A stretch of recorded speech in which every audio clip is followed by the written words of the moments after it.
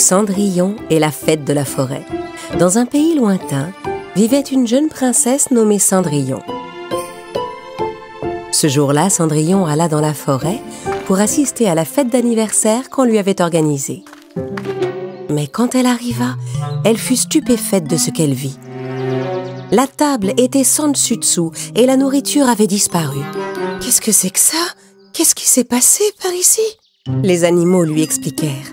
Le lion a pris toute notre nourriture et il est parti avec. Il a renversé tout sur son passage. Il a complètement gâché ta fête. On n'avait jamais vu le lion aussi en colère. Tu vois, ce n'est pas sans raison qu'on avait peur de lui. Cendrillon était déconcertée. Elle se dit qu'il y avait forcément une explication à ce comportement.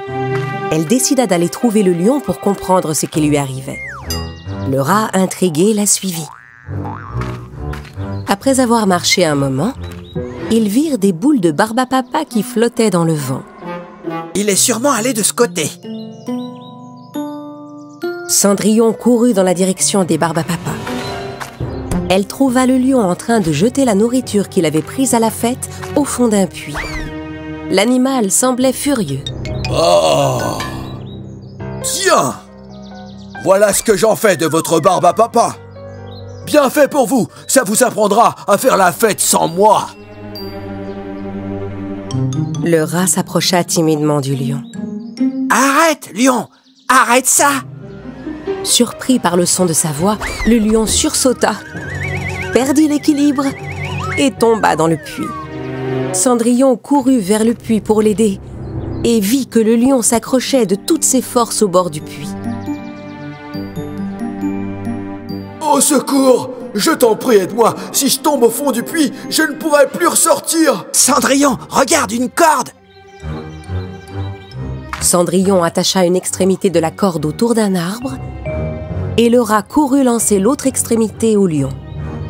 Grâce à eux, le lion s'accrocha à la corde et réussit à se hisser hors du puits. « Dis-moi, lion, pourquoi tu t'es si mal comporté ?» Je n'ai pas été invité à ta fête parce que tout le monde a peur de moi, alors que j'avais passé toute ma soirée à préparer un gâteau pour toi. Cendrillon était désolé d'apprendre que le lion s'était senti exclu. « Je comprends, mais gâcher la fête n'est pas une solution. Tu vois bien, tu as failli tomber dans le puits. » Oui, le mieux serait qu'on y retourne et qu'on parle aux autres. Le lion reconnut qu'il avait eu tort d'agir ainsi. Ils retournèrent tous les trois à la fête. En voyant le lion arriver, les autres animaux s'enfuirent en criant. Ah! Lion, vite! Le lion! Arrêtez! Que tout le monde garde son calme. Vous n'avez aucune raison d'avoir peur. Le lion est très gentil. Les animaux s'arrêtèrent et regardèrent le lion.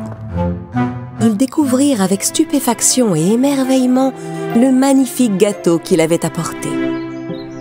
C'est toi qui as fait ce gâteau d'anniversaire pour la fête? Magnifique, il a l'air absolument délicieux. Cendrillon était contente qu'il n'ait plus peur. C'est très important de prendre le temps de connaître et de comprendre les autres plutôt que de les juger sur des apparences. N'oubliez jamais ça, mes très chers amis. Tous les animaux présentèrent leurs excuses au lion. Le lion leur demanda pardon d'avoir jeté leur nourriture dans le puits. À partir de ce jour, plus personne ne jugea les autres sur leurs apparences. Et tous les animaux de la forêt vécurent heureux.